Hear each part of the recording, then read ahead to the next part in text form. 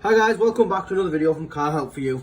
So in today's video I'm going to basically show you how to take off a screw, nut or bolt that is rounded. So this one in here, as you can see, is completely finished. So if I grab this one, this is another one that was absolutely finished. We've had this one off. What this should have looked like is that. So you can see from that to actually that, there's a massive, it's just rust, it happens. Anyway guys, the way to get it all off is this tool here.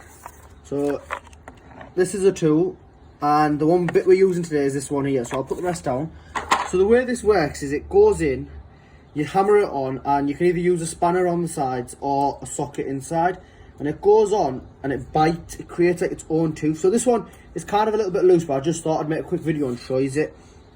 So this is a wing mirror on for your punto. So in order to get it off, you'd put it on like that. Obviously mine's not going to be as hard, and you just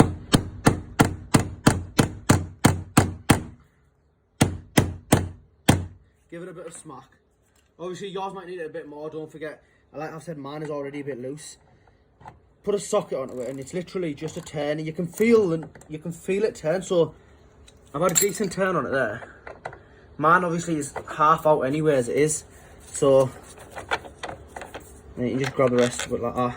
Obviously if you smack it on deep enough, if you look very, I'm not sure if the camera can pick that up, but yeah, you can see it's bit into it. So what happens is it just, when you hammer it, so if I line that up there, when you hammer it, it just goes down and tries to like reface the screw, and then obviously you just twist it and it just twists straight out like that.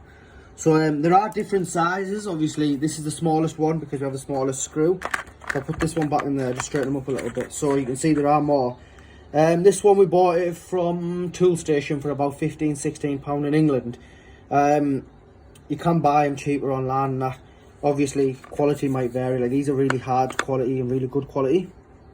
Anyway guys, please like, share and subscribe. Thank you.